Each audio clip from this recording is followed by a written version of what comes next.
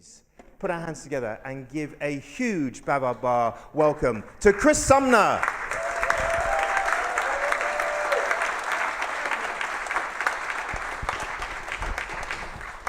Good evening, my fellow humans and other life forms. Welcome to the Bavard. I'm your host, Chris Sumner, and this is my talk into the journey into digital art. Yes. Well, back in the day of the last century, to keep children occupied, parents used to give them pens, pads, pencils, and all sorts of felts to draw whatever and that fertilized their mind. It was also used to basically keep the children quiet whilst the parents watched their television programs. Many people used to use this to basically keep the kids quiet, and many children grew out of it. But some grew on forward and became artists like myself. But many of them just dabbled in it just out of free nature. All that changed for me when I saw a film depicting cool spacecraft flying over a metal sphere, two blokes duking it out with neon tubes, and a hairy chap who couldn't speak a grain in English, but everyone knew what he was talking about. And you know the film that was. And from then on, I was hooked on science fiction, and then later into art, into the art in question. In my journey, I discovered so many artists who were into science fiction, and they produced fantastic and stirring images that influenced me during my early days. Unfortunately, many of them had perished, and they have long gone into Elysium. But they have left behind their fantastic monuments which inspired me to carry on. However, during my early days, when I wanted to become one of these artists, I'm afraid things didn't work out the way I hoped or planned. They just simply meandered, and things just didn't turn out right for me in any regard. I just dabbled with the art, just kept myself going, but it was just a pondering, plodding experience. First, the early days of the 21st century, I then got a better job, things started to get better, prospects started to grade higher, and I felt quite chipper. Unfortunately, I had my art to do, but it just didn't go anywhere. Didn't seem to achieve anything. It was just dabbling as always. However, flash forward to 2006. Ooh, indeed. I was walking along the high street, hat at a jaunty angle, face full of pie, and a skip in my step. And I was sort of feeling absolutely chipper in the world, and I decided to go to a certain newsagents to just thumb into their magazines, like many people used to at the time. Anyway, I then saw a magazine talking about digital art. And I went, digital art? Really? Back in my day, digital art was something along the lines of this. You know, pixelations, poor artwork, scraps, that sort of thing. Who could really make a magazine about digital art? Then I opened the magazine, and I was absolutely stunned and spellbound by the artwork that I saw. It made my jaw drop. It made all the previous artists I've come across look rather inane and mundane. And I was like, oh, I've got to do this. I've got to learn this. I've got to find out how it's done. And it's all done on computer. And so many people assume digital art's a bit like I did, to be like this. But in truth, digital art has a lot of capabilities, like so. These are some of the artworks that I've done, and I put them out as a practice, and then I started to push myself forward. I went on to previous sites, but they went nowhere, and then I put them on DeviantArt, which is the biggest website for artists in the world, with an estimated 55 million artists to its name. And I was nervous at first to put all this out, but I decided to give it a good go and take on the bravado of it, and I just wondered if it would go anywhere. But instead, and it did.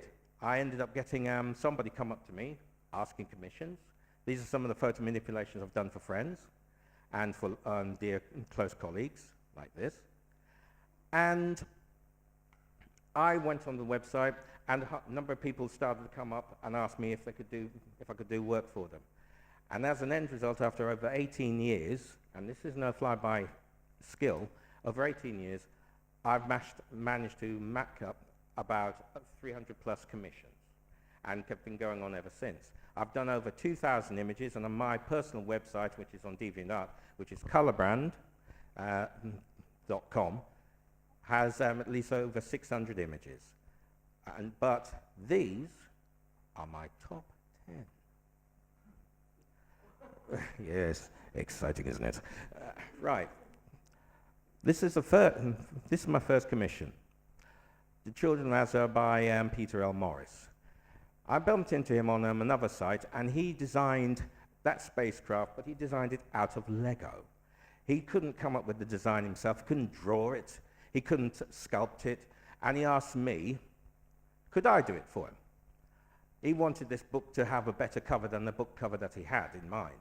And I said, yeah, okay, I'll do that. So I did this, and he was absolutely thrilled. He was moved, over the moon he was. And he said, thank you very much for doing this, you gave my book life. I don't know if anything ever happened to it, because I did ask and never got a response, but there you go. Right. Now this is a picture depicting an image of a story my father told and passed on to my mum. My father was a World War II veteran, and he fought at Dunkirk, El Alamein, Normandy, you know, all the big conflicts. And he was one of the many soldiers who returned after VE Day. Unlike the videos you see of people returning from VE Day, he came on the later ships, and there was none of the people there to wave him, to greet him, to say, thanks for the job you've done, and so forth. In fact, when he turned up, it was raining. So, he on board the ship, not an idea to do, and nowhere to go. And then out of the blue, a guy with a charity came along, gave him a cigarette and a cup of tea, and said, welcome home, son. And he was absolutely over the moon. This is one of the stories you don't hear about in World War II, where people come back and they're just basically, yeah, they've done their job, we're in now, and now carry on what we're doing, and he has to find his way. But he did, and he pioneered onwards. Now this was one of the main things I like doing. I like doing spacecraft. I know it sounds boring and tedious and unimaginative, but I like doing spacecraft. But I was also influenced by other things at the time. And I was looking for alternative stories and that. And this is from a role-playing game that I'm a fan of called Traveller. Now, I just did this on the spur because I like doing a fan art on occasion. I got in contact with the man who wrote Traveller, and he was absolutely thrilled that I went out my way to personally do a piece of his fan art. And here it is. He was absolutely thrilled, and he was incredibly moved, and he sent me some cards that he had custom made to depict part of his story. And I felt absolutely chuffed because this had a major influence in my life about understanding the world, politics, and so on and so forth. Really proud of that. Come on. Right. Now this, as you can tell by the date, was during COVID. And we all know how nasty and horrible that time was. But it also brought out an interesting insight at the time. Whilst we were all locked away, animals and nature started to heal itself. Over India, the Himalayas started to be seen as the smog lifted. London, rare bird song was becoming more and more common. And in Venice, Italy, the waters started to recede and become clear. And then come the summer, the government lifted up the restrictions, and a huge amount of people burst out of their houses, and many of them went to this one town called Bournemouth. And in the process, they stormed Bournemouth and basically just went wild. When they left behind 44 metric tons, including half of it human waste. And this is my protest picture at how we could save the world, save the planet, just give it a bit of a chance, but when it comes to having a nice tan or an ice cream or something, damn them. And so this is how I felt. Now this, yeah, it's a spaceship, yeah, boring, yeah, we've seen it all before. But This was a spacecraft I wanted to design for, because I like the idea of space pirates, so I went and worked on this. So why were you showing us this, Chris? Okay, many people might think digital art is nothing more than cheats, not real art, a joke, it's some sort of fanciness. How long do you think this picture took me to make? Anyone got any ideas? No? Anyone? Nope. Wednesday afternoon. Hey, if only. No. 30 years. 30 years. You see, when I started this, it was an analog picture. You know, it's drawn pen, pencil, a little bit of ink and that. But when you do something so personal, the last thing you want to do is ruin it, so you'll get jittery. So I just left it. And then one day I decided to load it back onto my computer and see if I could tackle it digitally. And this is the end result, and I'm incredibly proud of that. But what I'm saying is that just because it's digital doesn't mean it's easy and instant. It isn't. This I did for a friend who left the job I'm in. And he was a very proud man, very macho man. But his best friend was this dog called Lily. And he loved Lily like a friend. Unfortunately, Lily passed away, and he was devastated. But life treats you the way it does, and you move on. And he was leaving to go to Wales. And I decided to do a picture for him as a way to remember him, to say thanks for his time, and for Lily. And this guy is a very proud man, very proud. And he came up to me and said, Chris, thank you for that. Really moved me, that did. I was like, thank you, my pleasure. My simple scribble, and he made him, touch him in the heart. Proud of that. This was a commission for a man who saw my artwork, saw me do a spacecraft coming out of the water, and said, Chris, I want the picture for my wife, for our birthday, in Sicily. Nice boat, you know, nothing flash, just a nice warm boat in Italy. And I went, okay. And said, you don't normally do that sort of thing. I said, yeah, that's fine, but I'm willing to give it a go. And here's the end result. He was absolutely made up, absolutely. So much so that he was willing to pay the full price for it. I said, you don't need to, this is something from the heart. He said, yes, I did. And he did. And I was so touched. I mean, I touched him and his wife. I'm proud of that. This was done for a friend who also left the business that I'm in, and he is a big fanatic on the Vulcan bomber. Now, what's so special about this?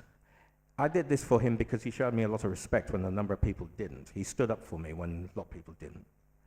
And this picture I did for him as a sign of respect. But this picture has also got significance because this is from a depiction of a Vulcan bomber from 617 Squadron.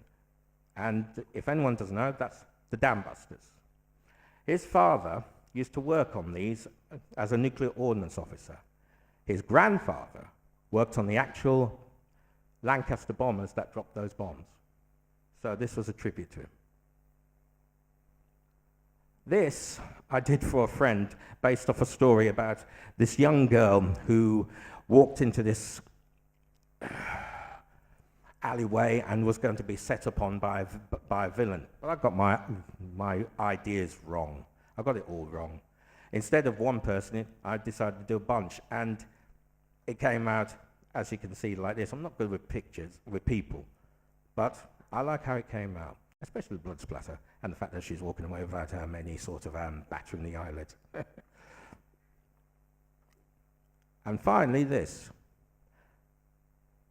It's a flower, it's an orchid, but it's a special orchid. This is not a digital picture. This is an actual analog picture I did for my mum, or for one of her Mother's Days, just to say thank you. Thank you for all the sacrifices, and for all the achievements, and for her help. Now, I'm nearly heading to my time, but I'll be as brief as I can. This entire talk is not about me. It's not about me at all. It's about us in this room. I suspect that many have dreams, desires, wants, wanted to be a singer, songwriter, a dancer, an artist. But our institutions, led by some of the nastiest people afloat, have kept us down and crushed us. I was in that boat, but I persisted, primarily because of my mum and my dad, who are long gone, who encouraged me and who inspired me. And I wanted to be an artist, and they said, go for it. We know we live in a world where we have to work for a living and that, but that doesn't mean that we have to stop. We have the right to dream. We have the right to be who we'd like to be.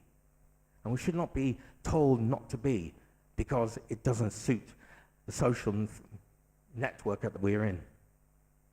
All I say to you is that I did this because I wanted to. A friend of mine once said, Chris, you've made it because you did what you wanted to be an artist, a science fiction artist. All I say to you is this. This is the new year, and any dreams and hopes, make it your resolution. Don't let people tell you you can't do it because it's not ideal, it's not work, it doesn't seem to pay the bills or anything. Just do it because it makes you happy. Do it because it makes you feel brilliant. Do it because you feel that it is somehow a sense of your destiny. I saw a musical once, and it said, if one person achieves their dream, it inspires 1,000. So all I say to you is that. Follow your dreams. Don't let them die. And thank you for being a very patient audience.